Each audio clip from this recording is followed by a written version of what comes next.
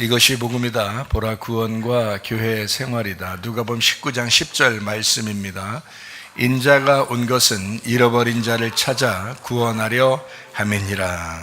아주 진리의 말씀입니다. 이사야 53장 5절 말씀이요, 주님이 찔리신 것은 우리 허물 때문이요 주님이 상하신 것은 우리 죄악 때문이라. 주님이 징계를 받음으로 우리가 평화를 누리게 되었고 주님이 채찍에 맞음으로 우리가 나음을 받게 되었도다 했습니다.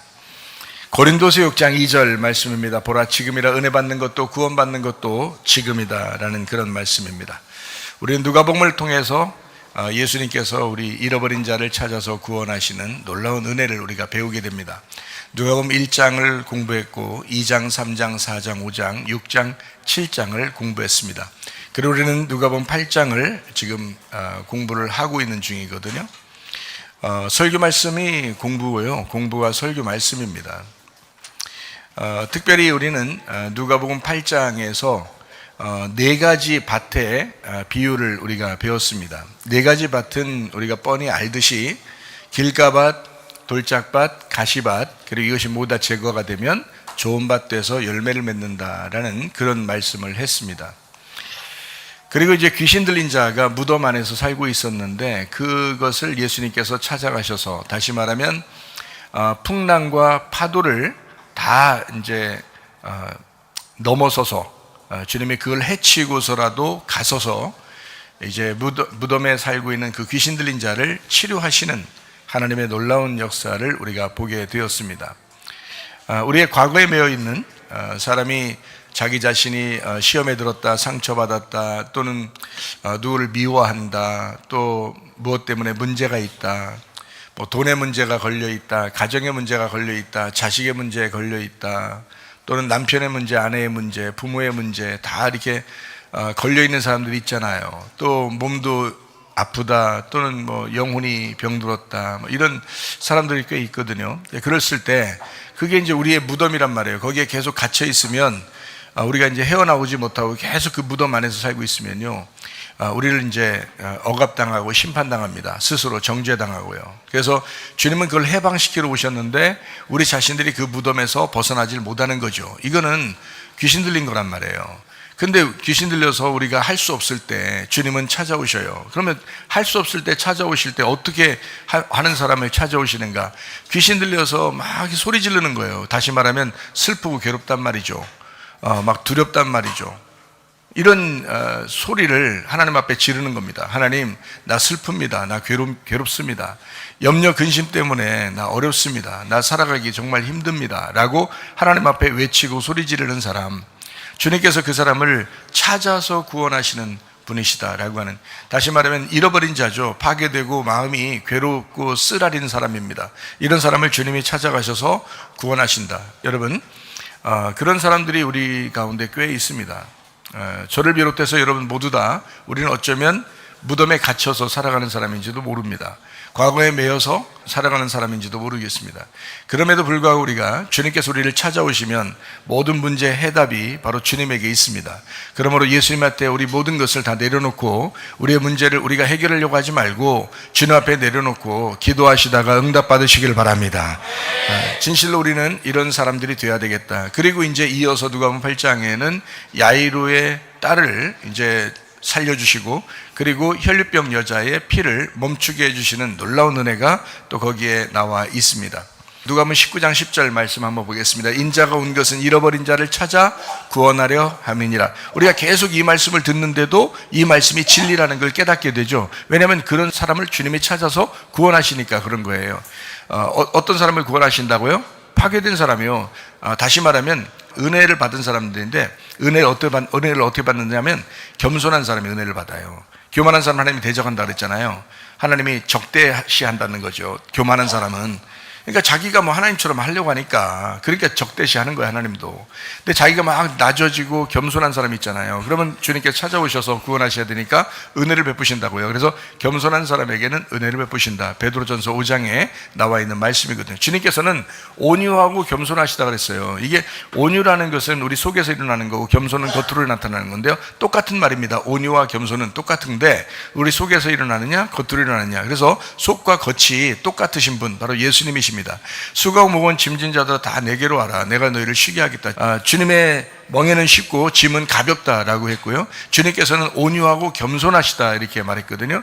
그 온유하고 겸손하시다는 말이 그 무슨 뜻이냐면 짓눌려졌다는 뜻이에요. 짓눌려졌다. 그러니까 짓밟혔다, 짓눌려졌다라는 의미거든요. 그 단어가. 그러면 여러분 생각해 보세요. 어떤 사람이 겸손하냐? 여러분 잘 봐요. 어떤 사람이 겸손하냐? 회개하는 사람이 겸손한 사람입니다. 왜 회개하는 거예요? 자기가 죄인이라고 여기니까 회개하는 거예요. 여러분, 회개하지 않으면 교만한 사람입니다. 여러분, 왜 우리가 주님께서 우리를 겸손한 사람에게 은혜를 베푸신다 그랬냐면, 겸손한 사람, 회개하는 사람, 짓눌려진 사람이에요. 짓밟힌 거예요. 그러니까 회개한다고 하는 것은요, 자기 자신이 스스로 뭔가 문제가 있다고 여기니까 회개하는 거잖아요. 자기가 문제가 있다고 여기지 않으면 회개하겠어요? 생각을 해보세요. 자기가 문제가 있다고 여기지 않으면 회개하겠냐고. 여러분 잘 들으세요. 말씀 잘 들으시라고. 자기가 문제가 있다고 여기지 않으면 회개하시겠냐고요. 문제가 있다고 여기니까 회개하는 거예요. 그러면 문제가 있는 사람이 더 구원받기 쉽겠네요. 문제가 없다고 생각하는 사람이 구원받기 어렵단 말이에요. 바리새인들이나 사두개인들이 문제가 있다고 여겼겠습니까? 그 사람들이 문제가 있다고 여겼겠냐고요. 문제 있다고 여기지 않았어요. 그 사람들은. 왜? 바리새인들은 자기들은 그래도 괜찮게 산다고 생각한 거예요. 구원 받습니까? 문제가 없으니까 구원 못 받는 거예요. 여러분, 오히려 사람이 문제가 있는 사람이 구원받기 쉽다니까요. 왜요? 자기가 문제가 있으니까 문제 있다는 것을 드러내는 거예요. 하나님 앞에 내놓는 겁니다. 나 문제 있습니다. 그래요, 나 어둠이에요. 나 죄인이에요. 문제가 있으니까 구원받기가 쉬운 거예요. 문제가 없는 사람은 구원받지 못한다고요. 왜 무덤 안에 있는 그 한 사람이 구원받느냐예요. 그 동네 전체가 있었는데, 동네 사람들이 전체 거래사에 동네 사람이 전체가 있었는데 왜 딱 한 사람만 구원받느냐 이거야. 그 한 사람만 문제가 있다고 여긴 거예요. 다른 사람들은 문제가 있다고 여기질 않았어요. 문제 있는 사람이 구원받는 것입니다. 문제 없다고 여기는 사람은 구원 못 받아요. 여러분, 교만한 거죠.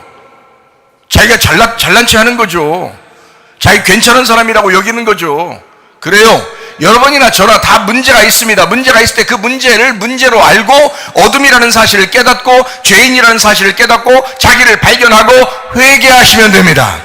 회개하시면 겸손해지는 거예요. 짓눌려지는 거예요. 짓밟힌 거예요. 그러니까 하나님 앞에 고백하는 거죠. 하나님, 내가 이런 사람입니다. 짓밟히는 거예요. 짓눌린 겁니다. 그 사람을 뭐라 그러냐, 성경에서는 온유하고 겸손한 사람이다. 예수님은 죄인들을 위해서 죄를 짊어지고 오신 겁니다. 그러니까 온유하고 겸손한 거예요. 예수님이 온유하고 겸손한, 그러니까 오기만 해도, 이 땅에 오시기만 해도 온유하고 겸손한 거예요. 왜 그런지 알아요? 짓밟힌 거예요. 짓밟히러 온 거예요. 짓눌려줘서 온 거예요. 그분은. 그러니까 짓눌린 사람들을 잘 압니다. 문제가 있는 사람들을 잘 압니다. 어둠 가운데 있는 사람들을 잘 압니다. 그들의 특성을 잘 압니다. 그래서 그 사람들을 찾아서 구원하시는 것입니다. 잃어버린 자를 찾아 구원하려 함이니라. 참 놀라운 이야기입니다. 여러분, 성경 전체에서 교만한 사람이 구원받았다는 사실을 저는 보질 못했습니다. 겸손한 사람만 은혜를 받게 되어 있습니다. 겸손한 사람만 구원을 받게 되어 있습니다. 회개하는 사람만 구원을 받게 되어 있습니다. 자기 자신이 어둠이라는 걸 깨닫고 기도하시다가 주님 만나시기를 바랍니다. 누가복음 8장 42절 말씀입니다. 이는 자기에게 12살 된 외딸이 있어 죽어감이라 예수께서 가실 때에 무리가 밀려들었다라고 했습니다. 누가복음 8장 41절 말씀입니다. 이에 회당장인 야이로를 하는 사람이 와서 예수의 발 아래 엎드려 자기 집에 오시기를 간구했다라고 되어 있습니다. 누가복음 8장 42절 말씀이요, 12살 된 외딸이 있어 죽어감이라 라고 했습니다. 결국 죽었죠. 결국 죽었죠. 근데 예수님이 살리셨죠. 달리다굼, 살리셨습니다. 누가복음 8장 43절 말씀이요, 이에 12해를 혈류증으로 앓는 중에 아무에게도 고침을 받지 못하던 여자가 있었다라고 했습니다. 그러니까 12살 먹은 아이가 있었고 12년 동안 혈류증을 앓는 여인이 있었다. 자, 이 둘은 서로 연관성이 있다는 얘기입니다. 그렇죠? 서로 연관성이 있다. 그래서 이 여자는 아마 아기를 낳고 유출병이 생기지 않았는가라고 하는 것을 우리가 추측해 보는 것입니다. 그래서 여인이 낳았으면 아이가 살아나고 아이가 살아나면 여인의 유출병이 멈춘다라는 것을 우리는 배웠습니다. 유출병이라고 하는 것은 피가 흐르는 것을 이야기한다 그랬죠. 그러니까 여러분, 우리가 살아가는 동안요, 성경 말씀 전체가 뭐라 하면 육체에서 벗어나야 된다라는 그런 말씀이거든요. 회개해야 된다는 말이에요. 그죠? 땅의 운명에서 벗어나야 된다. 본토 친척 아비 집에서 네가 벗어나서 말씀을 따라가야 된다라고 하는 것이, 그게 하나님 말씀이거든요. 말씀 전체가 그렇게 되어 있습니다. 그러니까 유출병, 다시 말하면 가게에 흐르는 유출병 멈추게 하시는 분은 예수님밖에 없다. 예수를 만나면 이 피가 흐르던 것이 멈추게 된다. 우리는 누구 피로 살아가야 된다? 이제 예수님 피로 살아가야 된다. 자, 우리 피로 살아가던 것이, 우리의 가게에 흐르는, 자, 조상 때부터 내려오는 모든 피로 살아가던 우리가, 이제 우리가 예수님이 우리를 위해서 피를 흘리셨으니까 예수 피로 우리가 살아가야 된다는 것이 구원이에요. 그게 거듭남이라고요. 그러면 우리 피가 아니니까 이제 예수의 피로 살아가니까 사람이 달라져야죠. 그죠? 사람이 달라져야 된다고요. 피를 바꾸니까 어떤 사람이 음식 먹는 것도 달라지더라고요. 육식을 좋아하던 사람이 피 바뀌어서 이제 병원에 가서 피를 바꾸니까 채식을 먹더라고요. 어떤 사람은 채식을 먹었는데 피를 바꾸니까 육식을 좋아하더라고요. 완전히 달라졌어요. 내 아이가 달라졌어요. 자, 어쨌든 피가 달라지니까 사람이 달라지더라고요. 여러분, 누구 피로 살아가는 것입니까? 여러분 피로 살지 말고 예수 피로 사시기를 바랍니다. 그게 거듭남이요, 그게 구원이에요. 여러분, 진짜 구원받고 천국 가야죠. 생각을 해보시라고요. 그러니까 누구를 가장 조심해야 된다? 교만한 사람을 조심해야 된다. 누구와 함께 동행해야 된다? 겸손한 사람과 동행해야 된다. 겸손한 사람이 어떤 사람이다? 회개하려고 하는 사람이다. 회개하는 사람이다. 또 회개한 사람이다. 그런 사람과 동행하다가 주님 만나는 거예요. 그러니까 여러분 자신이 그런 사람 돼야죠. 우리 교회 나와서 예배 드리고 있잖아요. 그럼 여러분 겸손해야죠. 회개해야죠. 날마다 회개해야죠. 그래요. 우린 날마다 죽어야 돼요. 날마다 회개해야 돼요. 그렇게 사는 게 겸손이래요. 겸손한 사람에게 은혜를 주신대요, 하나님께서. 이게 구원이에요. 하나님이 주셔야 되는 구원, 하나님이 주셔야 되는 은혜, 우리 게 아니잖아요. 하나님의 선물이잖아요. 하나님의 선물 예수 그리스도, 하나님의 선물 구원, 이것은 우리 게 아니라고요. 주님이 주셔야 된단 말입니다. 근데 어떤 사람에게 주느냐? 완전히 납작해진 사람, 완전히 짓눌린 사람, 완전히 파괴된 사람, 완전히 진멸된 사람, 멸망받은 사람, 자기가 죄인이라고 어둠이라고 그렇게 여기는 사람을 주님이 찾아서 구원하시는 것이다. 구원은 주님의 것이니까, 주님의 소유니까 우리에게 그 하나님께서 주시는 그 구원, 그 예수님, 그는 은혜 받을 때 주시는 건데, 그 은혜는 겸손한 사람에게만 주게 돼 있다. 회개한 사람에게만 주게 돼 있다. 제가 누차 이렇게 강조해도요, 지나친 것이 아닙니다. 이 말씀은 성경 전체에 흐르는 내용이기 때문에 그런 것입니다. 자, 여인이 예수님의 옷자락을 만집니다. 그리고 주님의 옷단은 제사장의 옷과 같은 것이었다라고 말씀을 합니다. 옷은 그리스도를 말하는 것이고, 그리고 옷단 밑에 있는 그 단이죠. 그것은 하늘에 속한 아름다움을 얘기합니다. 하늘에 속한 다스림을 얘기해요. 하나님의 통치를 얘기하는 것입니다. 그 여인은 하나님의 다스림에 자기를 맡겼다라는 것입니다. 그래서 옷단을 만지고 치료를 받았다. 자, 몸만 치료받았을까요? 영혼이 치료받았을까요? 영혼도 치료받았다. 왜요? 생명나무의 잎사귀가 예수님이시니까, 그의 치료를 받으니까 온통 모든 것이, 영과 혼과 몸이 다 치료를 받게 되었다라는 그런 이야기입니다. 생명나무는 어린 양 예수님이라고 그랬죠. 요한계시록 22장 2절 말씀입니다. 길 가운데로 흐르더라. 강 좌우에 생명나무가 있어 12가지 열매를 맺되 달마다 그 열매를 맺고 그 나무 잎사귀들은 만국을 치료하기 위하여 있더라 라고 되어 있습니다. 자, 주님께서는 우리에게 생명나무의 잎사귀로 치료하신다. 주님의 옷단, 거기에 만지는 자는 다 치료를 받을 것이다. 하나님의 아름다움, 하나님의 통치, 하나님의 다스리심입니다. 거기에다 우리를 맡겼을 때 주님은 우리를 치료하신다라는 그런 말씀입니다. 여러분, 누가 우리를 치료하겠어요? 누가 우리를 용서하겠습니까? 예수님의 옷단이 우리를 치료하고 우리를 용서합니다. 여러분, 그러니까 우리가 겸손하게, 자, 이 여자 보세요. 겸손하게 엎드려. 그 옷단은 옷의 최고 밑에를 얘기하는 거거든요. 그거 만지려면 뻣뻣하게 서가지고 못 만져요. 그때는 옷이 다 길잖아요. 옷이 길어가지고 밑에 이렇게 발 끌리지 않을 정도만 이렇게 다니는 그런 옷인데, 지금으로 말하면 여자 치마처럼 이렇게 생겨가지고 그 밑에 아름답게 술을 놓은 거거든요. 그 옷단이라고 그래요. 제사장들이 입는 옷같이 이렇게 술을 놓은 그런 건데요. 그거를 만졌어요. 뻣뻣하게 서서 만질 수가 없습니다. 엎드려서 만진 거예요. 사람들이 많았죠. 그런데 거기에 엎드려서 주님의 옷단에 손을 대고 치료를 받은 여자가 있었다라는 그런 것입니다. 겸손한 거예요. 그 여자의 겸손이에요. 여러분, 교만한 사람은 은혜를 받을 수가 없습니다. 하나님이 대적하신다. 겸손한 사람에게 주님의 은혜를 주신다라는 그런 말씀입니다. 여러분, 자, 우리가 이제 어떻게 살아야 될지 알겠죠, 그죠? 교만한 사람과 함께 동행하지 말고 겸손한 사람과 함께 동행하시기를 바랍니다. 겸손한 사람, 이거 굉장히 중요합니다. 여러분, 저는요, 하나님 앞에 저도 막 회개하고 그러잖아요. 막 죄를 지면 회개하고, 좀 잘못된 생각 들어오면 회개하고, 그렇죠. 여러분도 똑같을 거예요. 그래서 이것이 민감하게 막 들어오잖아요. 그러면 둔해지지 않도록 민감하도록 하나님 앞에 기도해야 될 뿐만 아니라, 그리고 민감하게 들어올 때 빨리빨리 회개를 하셔야 돼요. 다른 사람 막 미워하지 않고, 다른 사람을 다 용서하고, 그리고 자기도 주님 앞에 용서를 받았으니까 자기도 용서를 받았고 주님 안에서 은혜로 살아가야 되니까 회개하면서 살아가야 된단 말이죠. 저도요, 여러분 생각해 보세요. 여러분만 다른 사람을 미워하는 사람이 있는 게 아니에요. 저도 미워하는 사람이 있어요. 왜 없겠어요? 지금 있다는 게 아니고,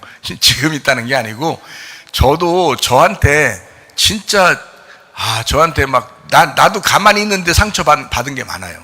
가만히 있는데 내가 잘못 안 했는데도 막 상처받은 것도 많아요.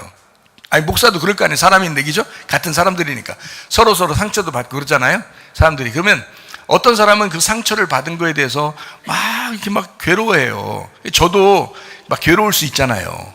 그런데 잘 생각해 보세요.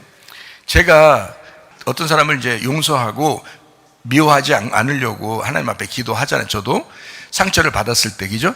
기도하고 용서한단 말이에요. 미워하지 않고. 한번 잘 생각해 보세요. 모두 다 자기의 그 과거가 있고, 자기의 잘못이 있고, 자기의 실수가 있고, 죄가 있습니다. 그렇죠? 그러면은 저도 다른 사람들에게 상처를 받았고, 다른 사람이 죄를 짓고, 다른 사람이 잘못하고, 다른 사람이 실수하고, 그래서 막 제가 기분 안 좋고 막 괴로운 때도 있을 거 아닙니까? 그죠? 그런데 저는요, 여러분 잘 생각해 봐요. 저도요, 미워 죽겠는 사람들이 있었어요. 미워 죽겠는 사람들이. 예? 야, 진짜 막 미운데 마음이 막 괴로워가지고 도저히 살아갈 수가 없다, 이런 생각이 막 들더라고. 그런 생각이 막 들어오더라고요. 막 괴롭더라고요. 그런 생각이 들어오니까 괴로워. 그래가지고 너무 괴로우니까 나만 병나. 그 괴로운데 내가 병나게 생겼어. 내가 실제로 병이 나. 내가 병이 나고 내가 아파. 막 죽겠어. 많이 아파. 막 진짜 아파 죽겠어. 그래서 나도 미워하고 싶은데 내가 너무 아프니까 하나님 앞에 회개하고 안 아프려고 막 미워하지 않으려고 작정했단 말이에요. 미워하지 않으려고 작정했어요. 결심을 했다는 거죠. 그 결심이 회개예요. 그 결심이. 여러분, 미워하는 사람이 있습니까? 그러면 미워하지 않도록 결심하시기 바랍니다.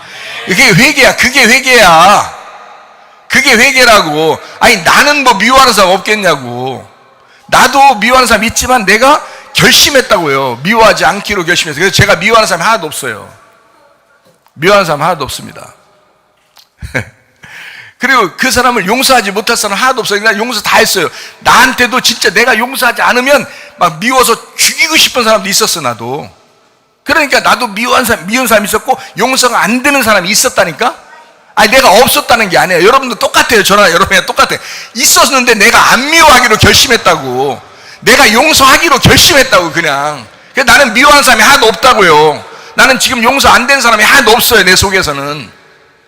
나도 그런 사람이었는데, 나도 그렇게 막 괴로움을 당했는데도 그렇게 하고 있다고. 여러분도 미워한 사람 있으면 다 용서하고 미워하지 마세요. 그거 자기가 병나는 일이요. 자기가. 그리고 자기가 하나님 나라에 갈 때에 껄쩍지근해지는 거예요. 하나님 나라 갈 때 껄쩍지근해지는 거예요. 내가 왜 용서하는지 알아요? 내가 왜 미운 사람이 있는데도 미워하지 않는 줄 알아요? 내가 나의 영혼 때문에 그래요. 내 영혼이 어차피 주님 만나야 돼. 내 영혼 각자 내가 주님을 만나야 돼. 그러니까 뭐하러 내가 죽을 짓을 하냐 이거야. 내가 미워함으로써 왜 죽을 짓 하냐 이거야. 왜 용서하지 않음으로써 내가 죽을 짓 하느냐 이거야. 내 잘못이나 내 실수나 내 죄는 내가 하나님 앞에 회개하고 철저하게 결심하고 안 하리라 결심하고 회개하면 그렇게 하는 거고, 다른 사람이 나에게 잘못했을 때 내가 그 사람을 미워하면 나만 걸려드는 거예요. 다른 사람이 나한테 잘못했을 때 내가 용서하지 못하면 나만 걸려드는 거지. 나만 교만해지는 거지. 저 사람을 정죄함으로써, 저 사람을 비판함으로써 나만 잘못되는 거지. 그러니까 용서해버리는 거야. 미워하지 않는 거야. 나도 여러분보다 훨씬 더 미워하는 사람들이 많았어요. 저도요. 그런데 미워하지 않기로 했어요. 결심했어요. 용서하기로 결심했어요. 왜? 주님을 내가 개인적으로 만나야 되니까. 어차피 나도 죽을 거니까. 주님 만나야 되니까. 왜 내가 죽을 짓 하느냐 이거예요. 여러분, 오늘 이 말씀 듣는 사람들이요, 말씀 듣고 다 용서하시길 바랍니다. 말씀 듣고 미워하는 사람 한 사람도 없길 바랍니다. 우리도 용서받았어요. 우리도 주님 앞에 다 의롭습니까? 여러분, 한 점 흠이 없습니까? 여러분, 온전한 사람입니까? 그러면 왜 교회 나왔어요? 여러분이 처음부터 의로운 사람이면 왜 교회 나왔습니까? 교회 나왔다는 얘기는 우리가 죄인이니까 그걸 인정하니까 교회 나온 거 아니에요, 여러분. 나도 죄인이고 여러분도 죄인이고, 나도 어둠이고 여러분도 어둠이란 말이에요. 우리는 모두 어둠이고 우리는 모두 죄인이에요. 예수가 필요하단 말입니다. 예수의 용서가 필요하단 말입니다. 그러니 예수님 안에서 용서하자고요. 예수님 안에서 미워하는 사람 다 하나도 없자고요. 자기만 병나는 일이야. 그리고 주님 만날 때 껄쩍지근한 일이야. 저는 그래서 그걸 다 털어냈다고요. 그걸 털어냈다고요. 나도 미워하는 사람 없어요. 나는 누구나 만나도 괜찮습니다. 다 용서한 사람입니다. 저는요. 여러분보다 훨씬 더 내가 남자니까 더 자존심 상하고 더 기분 나쁘고 더 화나서 더 승질나서 진짜 누구를 죽이고 싶다 할 정도로 그렇게 화가 날 때가 한두 번이 아니었습니다. 그런데 지금은 없어요. 왜요? 용서했어요. 다 미워하는 사람 다 사라지겠어요. 내 속에서 다 사라지겠어요. 주님의 용서를 더 깊이 생겼어요. 주님의 사랑을 더 새겼어요. 그리고서 내 속에서는 평생에 미워하는 사람 없을 것이다. 평생에 내가 용서하지 못할 사람 없을 것이다. 나도 개인적으로 주님 만날 거니까. 사람이 조금 어둠이라는 걸 깨닫고 죄라는 걸 깨닫고 실수하는 걸 깨닫고 잘못하는 걸 깨달을 수는 있어요. 그렇게 할 수도 있어요. 인간이니까 조금씩 실수할 수 있고 잘못할 수 있어요. 그러나 용서받지 못할 죄는 없다. 하나님 앞에 용서받지 못할 죄는 없다.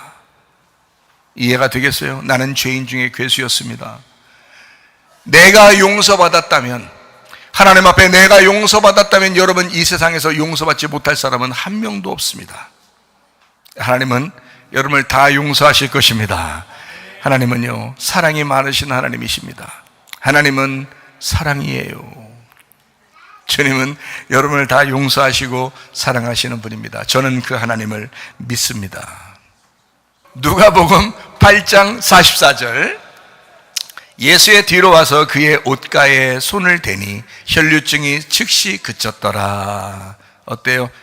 옷가에 손을 댔으니까 엎드린 것입니다. 겸손하게 그 옷에 손을 댄 것입니다. 뻣뻣하게 서서 예수님 만진 거 아닙니다. 엎드려서 겸손하게 그 옷가에 손을 댄 것입니다. 그러니까 은혜를 베푸는 거예요. 주님께서. 교만한 사람, 하나님은 성경 창세기부터 요한계시록까지 교만한 사람은 한 명도 구원 못 받았습니다. 여러분, 겸손한 사람만 구원 받았습니다. 교회에서 가장 경계해야 될 대상이로, 자기 자신의 마음속에서 가장 경계해야 할 성격 하나, 그게 교만입니다. 교만.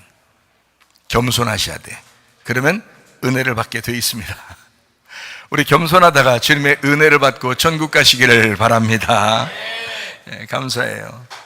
누가복음 8장 55절 말씀입니다. 그 영이 돌아와 아이가 곧 일어나거늘 예수께서 먹을 것을 주라 명하셨다라고 했습니다. 자, 죽었다 살아난 사람은 뭐가 필요하다는 거예요?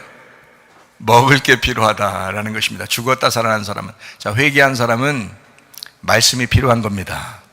교회 다니는 사람은 말씀이 필요한 겁니다.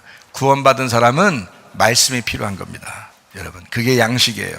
이 세상에서 하나님의 양식이 뭐 있습니까? 다른 게? 아니에요. 말씀밖에 없어요. 그래서 말씀을 자꾸 들으셔야 되고 말씀을 사모하셔야 돼요. 왜요? 왜? 아니, 목사를 위해서 말씀 들어주는 거예요? 여러분이? 아니에요. 자기 영혼을 위해서 말씀 듣는 거예요. 자기 살려고 말씀 듣는 거예요. 그래서 양식을 먹을 때 우리 부모가 애기한테 밥 먹이잖아요. 그러면 애한테 밥 먹일 때, 야, 내가 배부르다, 내가 안 먹고 너 먹이는데도 내가 배부르다. 물론 엄마 마음은 그렇죠. 엄마 아빠 마음은 그런데 애가 밥 먹을 때 그 밥이 누구한테 유익할까요? 그 애기한테 유익한 거예요. 애가 자꾸 먹을 때 그 애기한테 유익한 거잖아요. 마찬가지로 하나님의 말씀을 여러분이 먹을 때, 하나님의 말씀을 사모할 때 그것이 여러분의 영혼에 유익한 거예요. 목사에게 유익한 거 하나도 없습니다. 목사는 전하고 예배 끝나면 됐어요. 내가 할 사명은 끝난 거잖아요. 이게 사명이야. 할 일이니까 하는 거예요. 내가 하는 일이니까, 주님께서 맡겨주신 하는 일이니까 그냥 한 거거든요. 근데 문제는 그걸 먹느냐 안 먹느냐는 여러분의 문제예요. 먹으면 여러분의 영혼에 유익할 것이고, 먹지 않으면 여러분의 영혼은 피폐해질 것입니다. 점점 말씀이 멀어질 것입니다. 성경 읽기도 싫을 것입니다. 이상하게 세상의 말들이 더 많이 들어올 것입니다. 이상하게 세상 것으로 막 살아가게 될 것입니다. 그렇게 돼버려요. 그냥 그거 마귀도 살아있고 하나님도 살아있기 때문입니다. 참 희한하죠. 근데요, 우리들이 선택하는 것을 그대로 인정해 버리십니다. 하나님은 우리가 선택하는 것을 그대로 인정해 버려요. 여러분, 참 희한한 거죠. 그러니까 우리의 선택에서 이왕이면 하나님을 선택하셔야 되고 말씀을 선택하셔야 돼요. 말씀을 선택하셔서 내 영혼에 유익한 것을, 우리의 부모가 되시는 하나님 아버지의 말씀이 내 속에 유익하도록 그렇게 만드셔야 된다고요. 자기 선택, 올바른 선택. 이런 말 있죠. 생명과 복과 사망과 저주를 네 앞에 펼쳐놓겠다. 네가 살기 위해서 생명을 선택하라, 그렇게 말했어요. 예, 여러분이 살기 위해서는 말씀을 선택하셔야 합니다. 생명을 선택하셔야 돼요. 목사를 볼 때 기분 좋고 기분 나쁘고 이거 아무 상관없어요. 여러분, 자기가 살기 위해서 먹는 거예요. 이런 말 있잖아요. 어떤 아버지가 딸이 먼저 죽어서 이제 장례를 치르고 나오는 길에 이제 국밥을 시켜서 먹으면서 그랬다잖아요. 내 딸이 죽어 내가 가슴이 너무 미어지고 너무 아픈데 내 입은 이 국밥이 넘어가는구나. 응? 그런 이야기를 했어요. 아마 사람들이 옆에서 그랬겠죠. 밥을 안 먹고 있으면, 안 먹고 자꾸 그러면 이러겠죠. 야, 먹어야 살아. 응? 너라도 먹어야지. 너는 그래도 살아있으니까 먹어야지. 야, 살아있는 사람은 먹는 거야. 막 이런 얘기 하잖아요, 옆에서. 근데요, 진짜 먹기 싫을 때는 안 먹히거든요. 진짜 먹기 싫을 때 안 먹힙니다. 꾸역꾸역 입에 들어야, 사는 사람은 살아야 되니까 먹어야지 하면서 옆에서 위로해 주느라고 그렇게 하거든요. 실제로 위로가 잘 안 됩니다. 근데도 꾸역꾸역 그 사람 이야기를 듣고 못 이기는 척하고 먹어요. 왜 그럴까요? 살아있으니까. 그러니까 살기 위해서 먹는 거예요. 여러분 자신들이 기분에 따라서 하지 말고, 감정에 따라 하지 말고, 환경에 따라 살지 말고, 사건에 따라 살지 말고, 상황에 따라 흔들리지 말고 말씀을 먹으시기를 바랍니다. 말씀이 필요합니다. 아이가 살아나고 주님은 먹을 것을 주라고 말씀하십니다. 죽었다가 살아난 사람은 먹을 것이 필요합니다. 여러분이 그리스도 안에서 살아있다면 반드시 먹을 것이 필요합니다. 하나님은 우리에게 영의 양식을 주고 싶어 하십니다. 우리 주님께서 우리 부모도 자녀에게 좋은 거 주고 싶어 하고 양식을 주고 싶어 하는데, 우리 하나님 아버지가 우리 자녀들을 왜 그 먹을 것을 주고 싶어 하지 않겠냐고요.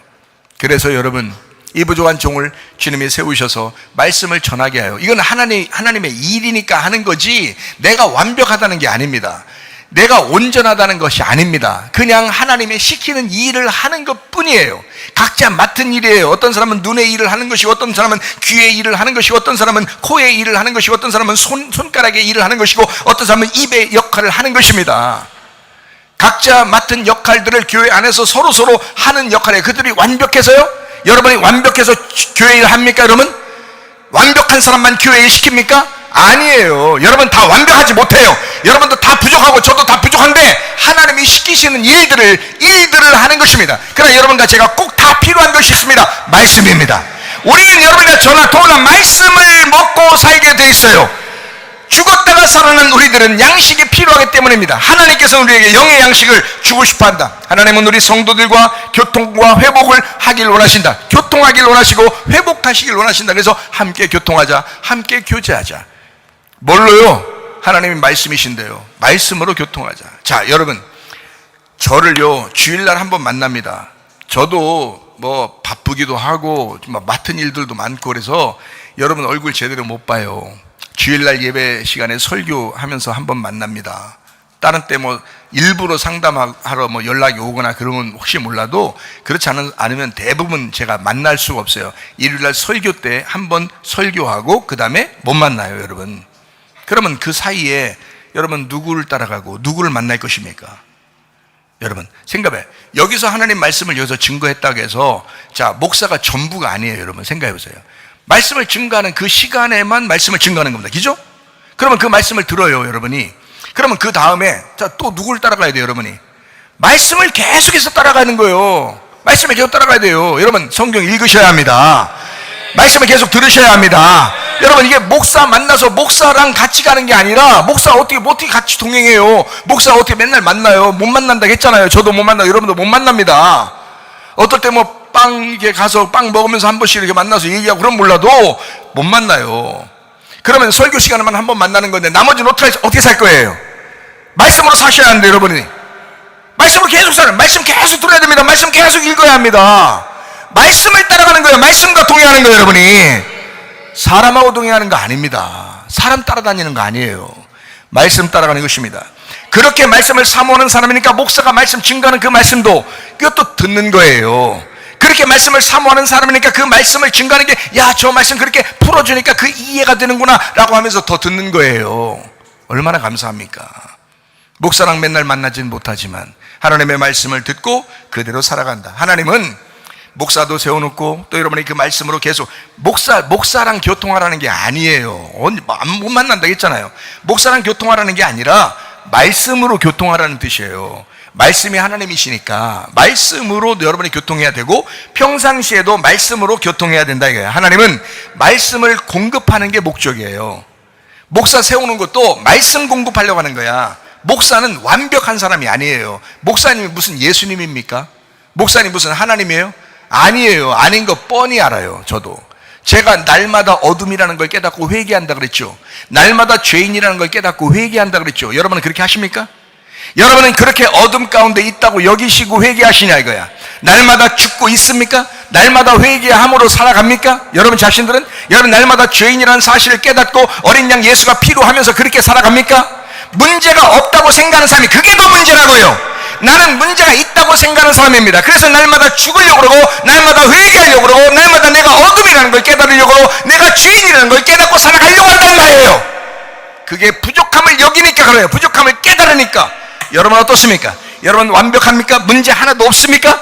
문제 하나도 없다는 그 사람의 문제란 말이에요. 문제 있을 땐 어떻게 해요? 내가 어둠이구나. 문제 있을 땐 어떻게 해요? 내가 죄인이구나. 내가 날마다 죽어야겠구나. 그래서 우리에게 여러분이나 저나 똑같이 누가 필요한 거예요? 어린 양 예수의 피가 필요한 거예요. 어린 양 예수의 죽음이 필요한 거예요. 그 예수의 십자가를 붙들고 여러분이나 제가 살아가는 겁니다. 그러니까 죄를 짓고서 회개하는 게 더 좋은 것이다 이 말이야. 죄 안 졌다고 여기면서 자기가 예수를 밀어내고 자기가 혼자 그래서 살아갈만 하지. 나는 저 사람보다 훨씬 더 괜찮아. 저 사람보다 훨씬 더 괜찮아. 난 문제가 없어. 이렇게 그건 더 문제라는 거예요. 주님 나라에 갈 때는 어떤 걸 더 하나님이 쳐주겠어요? 회개하는 사람이요, 어린 양을 필요로 하는 사람이요, 자기가 문제가 있다고 어둠이라는 걸 인식하고 예수의 빛을 그리워하는 사람이요, 그 사람을 주님께서는 더 이쁘게 보실 거란 말이에요. 여러분, 우리가 결심하세요. 회개하기로 결심하세요. 다시는 죄 안 짓기로 결심하세요. 그럼에도 불구하고 하나님 앞에 또 실수가 있으면 하나님 앞에 또 고백하세요. 그리고 다시는 그러지 않기로 결심하시기 바랍니다. 어둠 가운데 있다는 사실을 깨닫고 늘 예수의 빛을 받아서 내가 빛이 아니라 예수의 빛으로 내가 살아가야 되겠다라고, 예수의 믿음으로 살아가야 되겠다, 어린 양 대신 예수의 피로 내가 살아가야 되겠다, 나의 피로 사는 것이 아니라 예수의 피로 살아야 되겠다라고 인정하시고 살아가시라 이 말입니다. 그러면 여러분과 제가 주님의 나라에 갈 때에 주님께서 우리를 기쁘게 받아주실 것입니다. 이해가 되시겠어요? 천국 가는 방법을 아시겠습니까? 천국 가는 것은 잘난치 한다고 하는 게 아닙니다. 교회 나왔다고 하는 게 아닙니다. 교회에서 봉사 많이 했다고 하는 게 아닙니다. 교만하다고 하는 게 아닙니다. 자기가 의인이라고 생각한다고 총 가는 게 아닙니다. 자기가 빛이라고 생각한다고 총 가는 게 아닙니다. 오히려 주님, 나는 주님이 필요합니다. 나는 여전히 어둠입니다. 나는 죄인입니다. 나는 문제가 있습니다. 그러므로 예수가 필요합니다 라고 하는 사람, 그 사람이 천국 가는 것입니다. 여러분, 교회만 그냥 다니면, 그냥 시간이 됐으니까 와서 교회만 다니면 여러분 천국 가는 줄 알았나요? 그게 종교인이라고 하는 겁니다. 종교인. 성경에 어디 종교인이, 바리새인들도 종교인이었습니다. 유대인들도 종교인이었습니다. 그러나 그들을 구원했다고 성경에 나오는 게 아닙니다. 잃어버린 자를 찾아 구원하시는 주님, 자기 자신이 잃어버렸다고, 진멸됐다고, 파괴됐다고 여기는 자, 잃어버린 자를 찾아서 구원하시는 주님, 저는 그 하나님을 믿습니다. 그런 주님을 인정합니다. 여러분도 그런 주님을 인정하셔야 합니다. 목사님이 인정하는 건 난 인정하지 않겠다, 그만큼 교만이 어디 있습니까? 목사님이 인정하는 건 지금 성경에 나온 얘기를 인정하자는 얘기인데, 그러면 여러분도 같이 인정해야죠. 그 말이 사실이니까 나도 인정하고 회개하고 여러분도 인정하고 회개하자 이 말입니다. 이해가 되시겠어요? 여러분이나 나나 똑같이 다 양이에요. 다 주님을 향해서 앞으로 나가는 사람들입니다. 앞으로 나가면 되는 거예요. 자, 회개하면 되는 거예요. 점점 더 하나님 앞에 거듭난 삶을 살아가면 되는 거예요. 뒤로 물러가면 안 된단 말이에요. 뒤로 물러가면서 미워하고, 뒤로 물러가면서 용서하지 않고, 뒤로 물러가면서 자기는 문제 하나도 없다고 생각하고, 자기는 빛이라고 생각하고, 자기만큼 괜찮은 사람 없다고 생각하고, 교회에서 내가 얼마큼 열심히 했는데 이러면서 이렇게 생각하면 여러분, 앞으로 나가는 사람들은 뭐요? 그래, 난 죄인이요, 난 어둠이고, 나는 주님 앞에 언제는 주님만 필요해서 주님 앞에 나가는 사람이라 이 말이에요. 그렇게 여기는 사람하고, 자, 뒤로 물러가면서 자기는 괜찮은 사람이라고, 이 정도 내가 믿음 생활하면 됐지라고 생각해서, 자, 어떤 사람을 여러분 주님께서 바라보실 것 같아요? 어떤 사람을?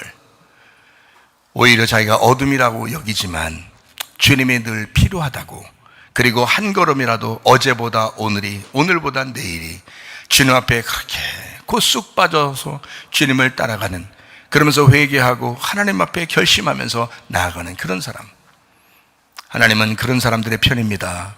겸손한 사람들의 편입니다. 은혜를 구하시기를 바랍니다. 은혜 받아야 천국 가는 거예요. 여러분 다 천국 가려고 교회 나온 거 아닙니까? 교회까지 나와서 여러분 지옥 가는 것을 배워서 가겠습니까? 여러분 지옥 가는 방법을 배워서 가겠냐고, 교회까지 나와서. 하나님 믿는다고 바리새인처럼 살다가, 하나님 믿는다고 유대인처럼 살다가 그렇게 여러분 예수나 십자가 못 박으면서 그렇게 가겠습니까? 왜 그런 짓을 하십니까? 겸손해야 은혜 받는 것입니다. 하나님은 말씀을 공급하고 싶어 합니다. 아이의 영이 돌아왔습니다. 그리고 영의 구원입니다. 그런 말씀의 양식이 필요한 거죠. 말씀의 양식을 먹으면서 영혼이 구원받고 계속 살아가는 것입니다. 그래서 영의 구원을 받았으면, 죽었다가 살아났으면 반드시 양식을 주어서 영혼이 계속 새로워지도록 그렇게 만드는 것이다 라는 그런 말씀입니다. 자, 이 사회는 12년 동안 혈류증 앓는 그 여인을 분리했습니다. 그런데 예수님은 그 치유를 하셨고, 그 여자를 치유하셨고, 그 치유를 넘어서 믿음의 회복을 선포하셨습니다. 그 여자에게 주님께서는 여기에 내 옷에 손을 댄 여자가 있다. 그럼 아마 사람들이 안 보였을 거예요. 왜냐하면 사람들은 서 있었으니까. 예수님도 지금 서서 걸어가고 있는 중이니까. 이 여자는 엎드려 있는 거거든요. 그리고 주님의 옷에 손을 댔고, 예수님은 이제 군중에 의해서 이제 밀려났으니까, 그래서 내 옷에 손을 댄 여자가 있다. 자, 그 말은 뭐예요? 이 가운데 지금 나와 함께 쭉 가고 있는데, 이 가운데 나에게 엎드린 자가 있다. 나에게 겸손하게 엎드린 무릎 꿇은 자가 있다. 누구냐? 왜 모르겠어요? 예수님이 다 아시는데, 하나님이신데 왜 모르겠어요? 다 알죠. 내게 무릎 꿇은 자가 있다. 다 같이 서서 이렇게 가고 있는데 그 다 같이 서서 걸어가는 사람들은 한 명도 구원 못 받았습니다, 여러분. 예수님이 그들 다 구원했다는 얘기가 없습니다, 성경에. 근데 이 여자, 엎드린 여자, 예수님의 옷가에 손을 댄 이 여자 하나, 그 여자 한 사람만 구원을 받게 됩니다. 평안히 가라. 너가 구원받았으니 평안히 가라. 참 놀라운 이야기입니다. 하나님의 놀라운 역사. 야이로는 딸이 죽었다는 소식을 접합니다. 하지만 믿음은 슬픔으로 끝나는 것이 아니고 오히려 삶의 소망을 가져오게 됩니다. 그것이 바로 예수님을 만난 목적이기 때문에 그렇습니다. 우리가 죽기 전에 가장 특징이 뭐죠? 제가 여러분에게 말씀을 드렸었는데 사람이 죽기 전에 저도 가만히 생각해 봐요. 이렇게 나도 어느 날 살다가 내가 죽을 때가 오면 이렇게 하겠구나라는 생각이 들었어요. 왜냐하면 동일하게 이런 것들이 오더라고요. 그 딸이 죽어서 그 아버지가 내 입은 그래도 국밥이 들어가는구나 하면서 눈물을 흘렸다고 그러더라고요. 울었다고. 그 가슴은 미어지는데 입으로는 국밥이 들어가더라 이거예요. 너무 마음이 아팠다. 그분이 뭐라고 그랬냐면요, 이런 말을 했어요.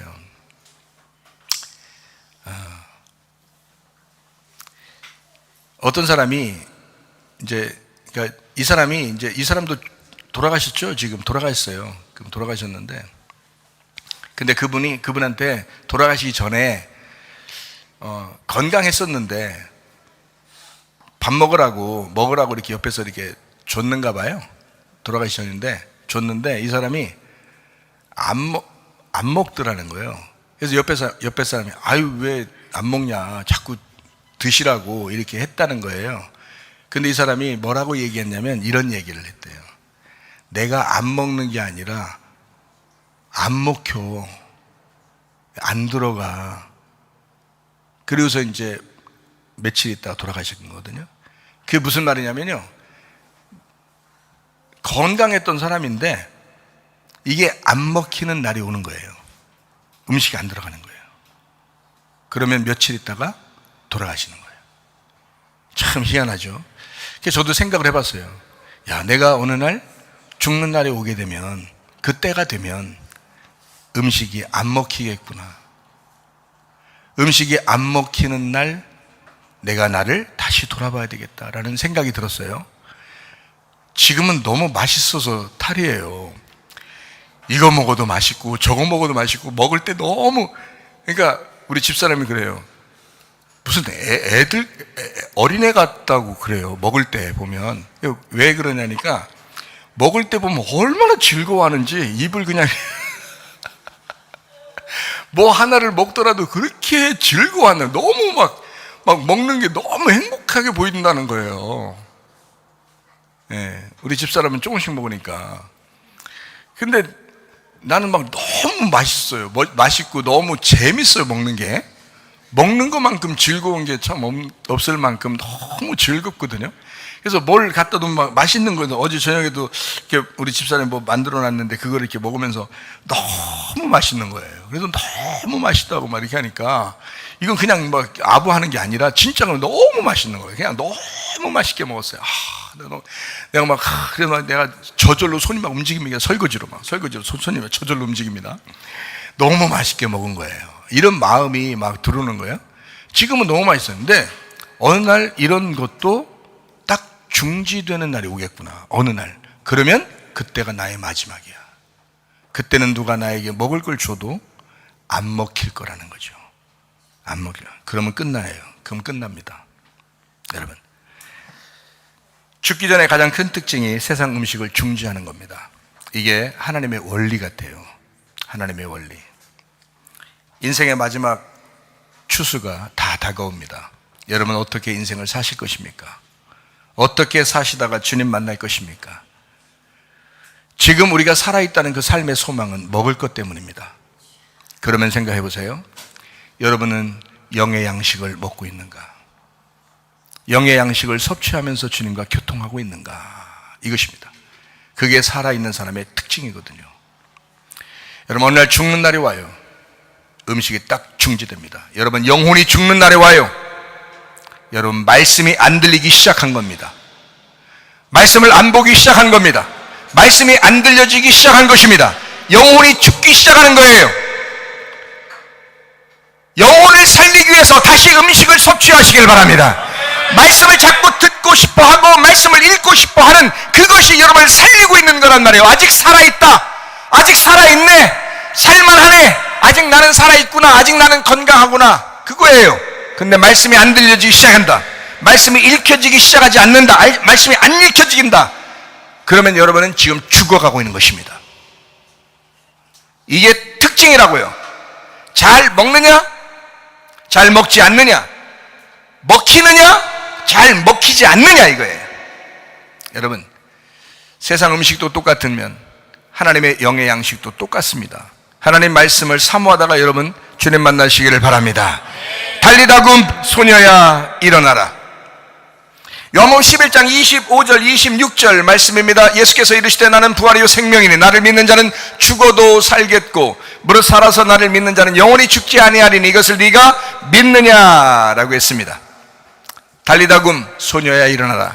비단 그때 당시에 예수님 시대 때에 달리다금 할 때 그 달리다금 소녀야 일어나라 그때 당시에 야이로의 딸만 이야기할까요?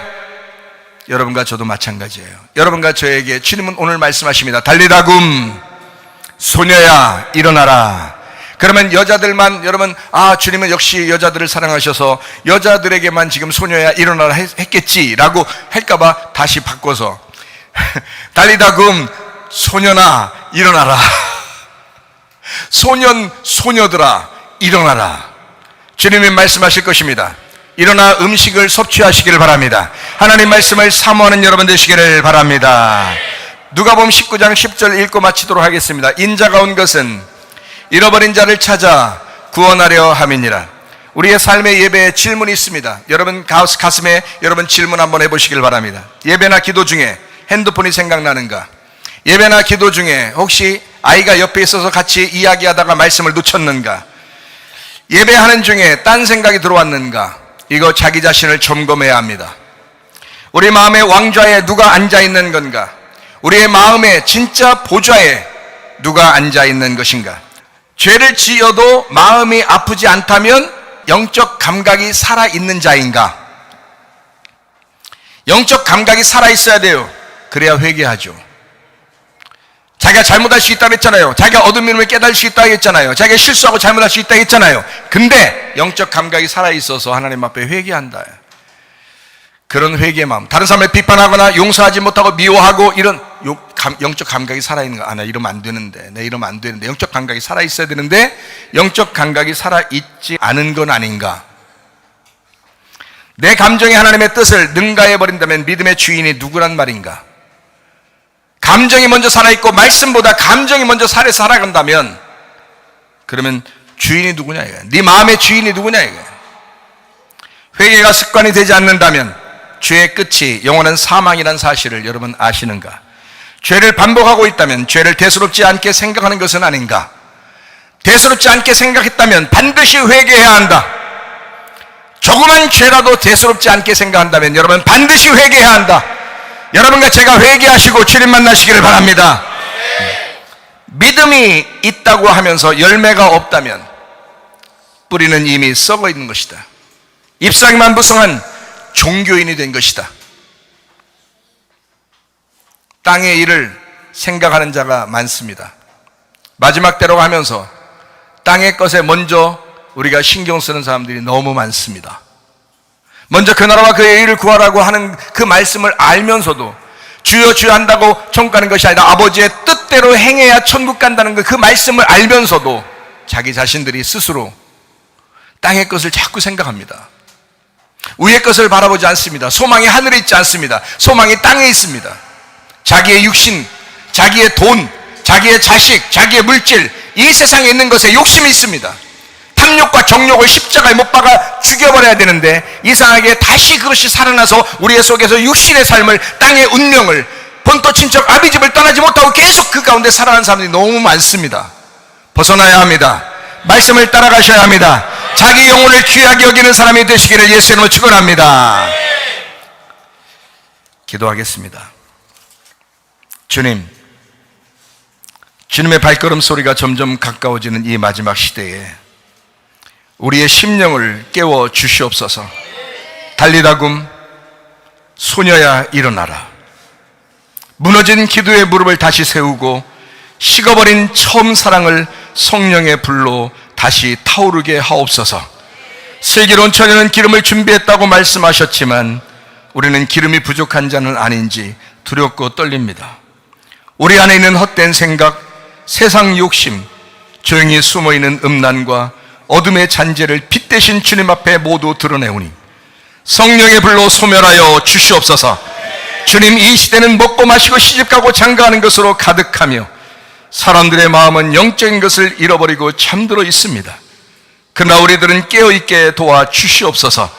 주님을 향한 갈망을 잃지 않게 하시고 주님의 목소리를 들을 수 있는 영적 민감함을 회복시켜 주시옵소서. 나팔소리와 함께 주님께서 나타나실 그날 거룩한 신부의 옷으로 갈아입게 하옵소서. 주님, 우리의 마음을 다스려 주시옵소서. 분노하지 않게 하시고 시기하지 않게 하시고 남을 정죄하지 않게 하시고 사소한 죄도 엄중히 바라보고 거룩함을 사모하는 심령이 되게 하여 주시옵소서. 성령 하나님, 날마다 우리를 깨워 주시옵소서. 우리의 귀를 열어 말씀 가운데 살게 하여 주시옵소서. 무엇보다 더 확실하게 깨어 기도하게 하옵소서. 성령으로 기도하고 말씀으로 기도하며 우리의 마음이 흐려지지 않도록 말씀으로 늘 새롭게 하여 주시옵소서. 주님, 주님의 천국을 사모하는 사람들 되게 하여 주시옵소서. 우리를 구원하신 예수님의 이름으로 기도드렸사옵나이다. 아멘. 주님 감사합니다. 우리 하나님 아버지 함께 하시고 사랑하심을 믿습니다. 우리 하나님 도와주옵소서. 우리 한 목소리로 기도하고 가겠습니다. 하나님 아버지, 마지막 때에 우리 자신의 영혼은 안전한가? 하나님의 말씀으로 충만한가? 하나님 앞에 기도하며 살아가고 있는가? 회개하며 살아가고 있는가? 주님과 교통하며 살아가고 있는가? 우리의 영혼을 건강하게 하옵소서. 우리의 몸을 건강하게 하옵소서. 두 손 앞에 대고 기도합니다.